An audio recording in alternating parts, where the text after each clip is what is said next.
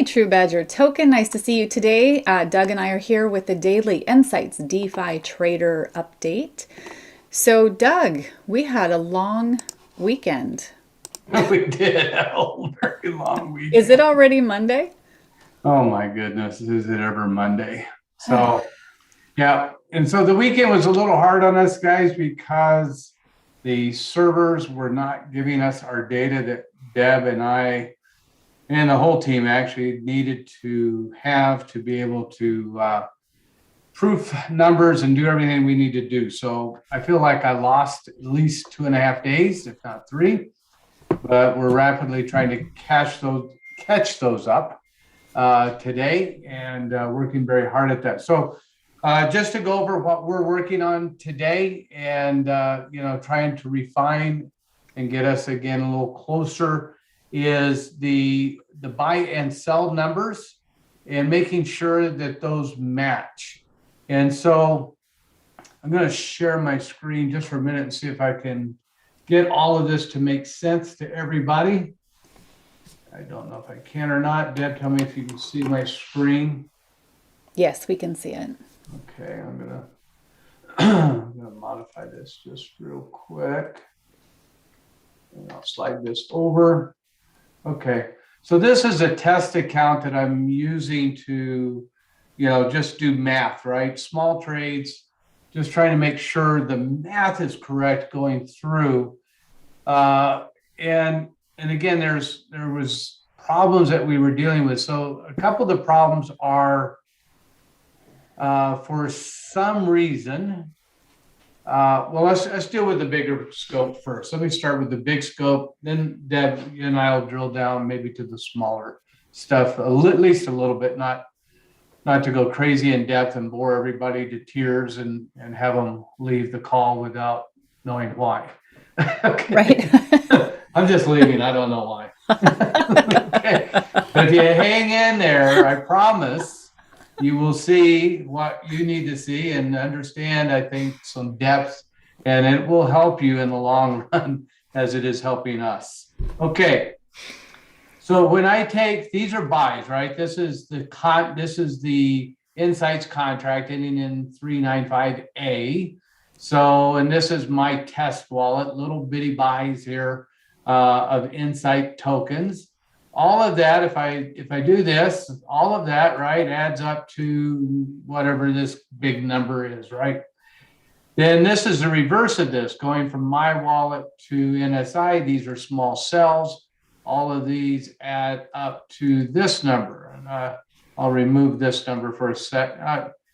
Let's just close these two numbers down for a second so I don't confuse everybody, and then we'll open them back up in a minute.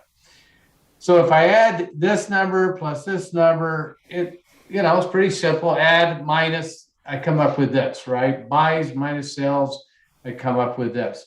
The issue that I have, right, and I'll show you, is in nSights, the number is 1.73 billion. Here, the actual math is 1.78 billion, five off, right? 1.73 versus 1.78. Yeah, and that number that we're coming up with there is the total NSI tokens in the wallet, right? That's what we're trying to yeah, see. That's what that's we're what we're getting to. trying to prove the math, right? But if I just take buys minus sells, obviously I don't match. But then the problem became a little bit more sticky because here's 1.73 and I go to my MetaMask wallet and I go to NSI here, it's 1.73. So my MetaMask wallet matches this, but neither one of them match my Actual. actual, or what we think is, this is the actual Yeah. math, right? Yep. This is, and then the issue becomes even a little bit more sticky when we go to NSI here, and let's go to, let me do this. Let's see here, trying to do this the easy way. Copy my wallet here, go to BSC scan, put my wallet in, and do BEP20. I saw Deb do this a different way today. It was kind of exciting. I saw you select it from up here. And now I'm seeing you select it from down there. I've never seen that before. That's awesome. Yeah. And so 1.73.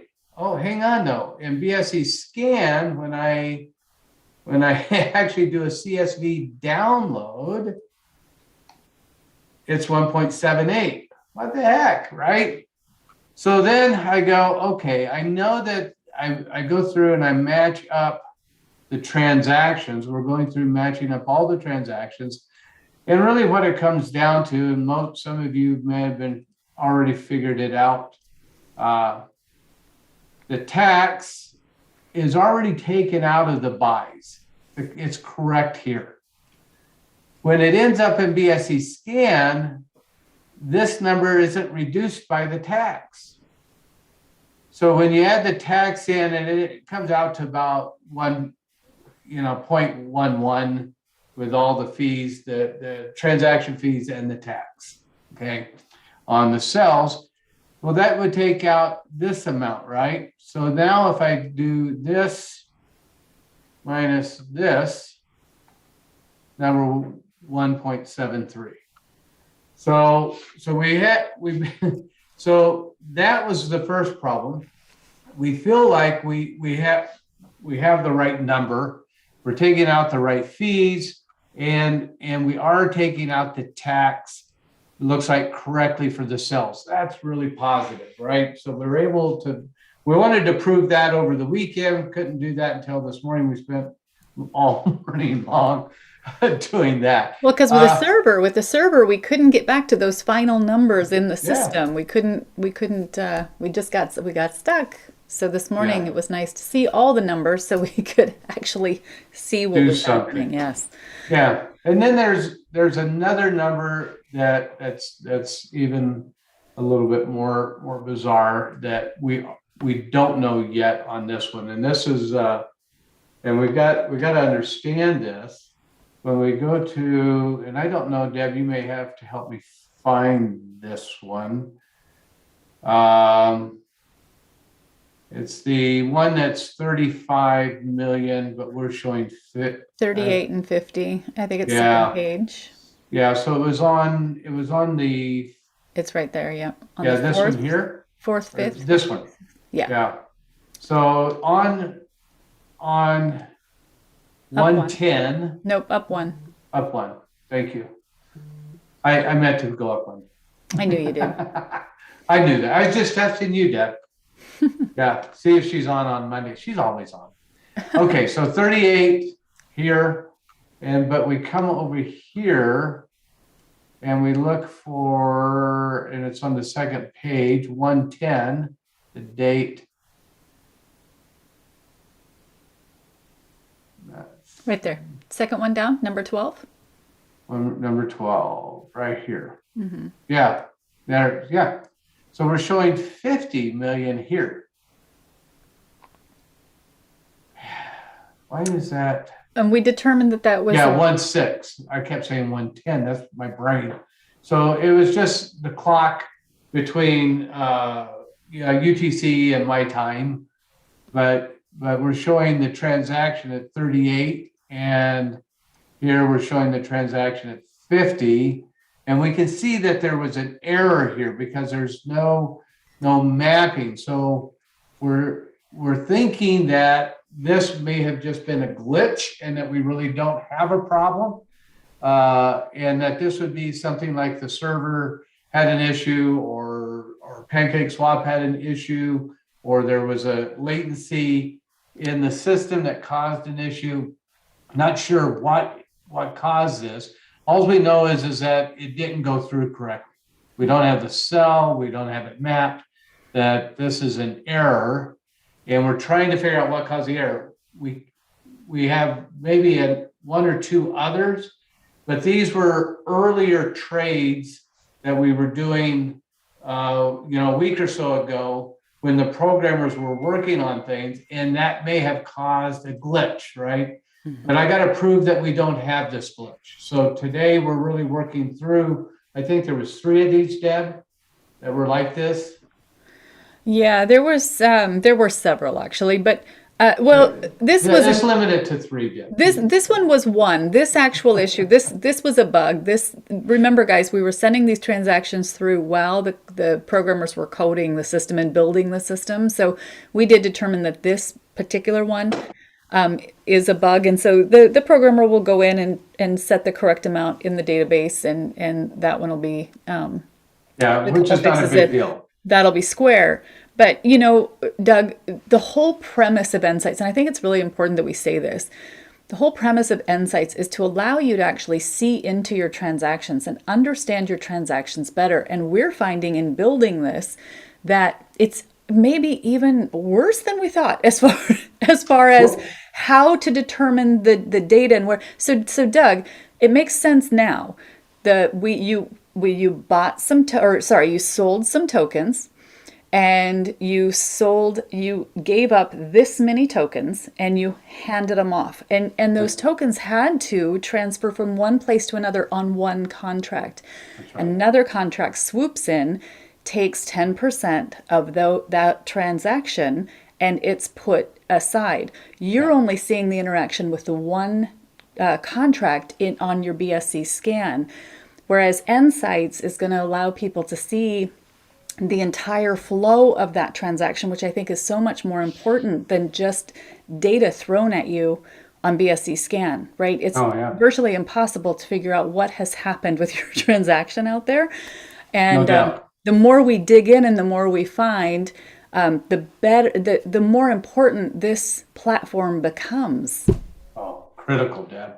Yeah, because we're dealing with this stuff, and you guys think about all the new people that we want to bring into this space.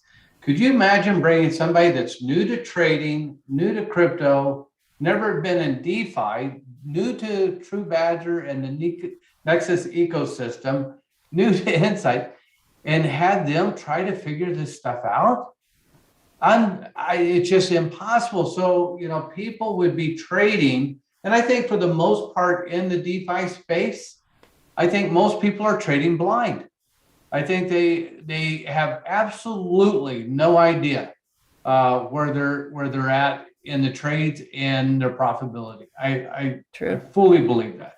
So, but as we refine this is today. The other thing that Deb and I are going to do today, and maybe Candace, if she can join us, is really work on the flow of custom mapping, the whole concept of custom mapping today, so we can get that cleaned up, and what the concept is behind custom mapping. When I teach custom mapping, there's about 3 different reasons why we would do custom mapping, and then there's a number of reasons that we should never see the term custom mapping on. Any trades that are taken in nSights and then clicked to sell, if nSights knows it, this word custom mapping should not be on that trade.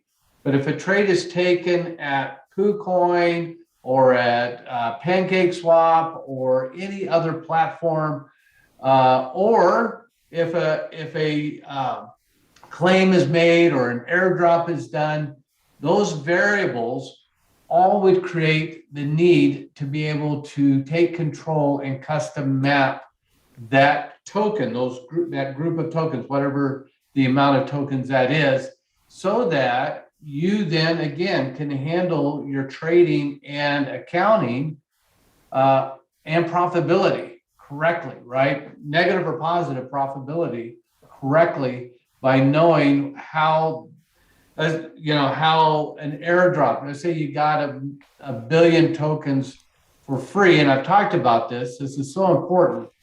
You got a billion tokens for free, right? It's an airdrop. You went to Vegas, right? Everybody went to Vegas. They got those tokens. There's an airdrop. What's the cost basis for those tokens?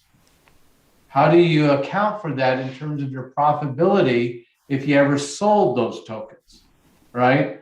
And so how do we do that? So So anyways, custom mapping, we're going to do the flow of that to make sure that that is correct. But everything else is coming along. Deb has her login buttons on the website now. Yay! We're getting She's been trying closer. to get those for like 2 months, I think. Right? So it may sound like a small victory, but Deb was excited today.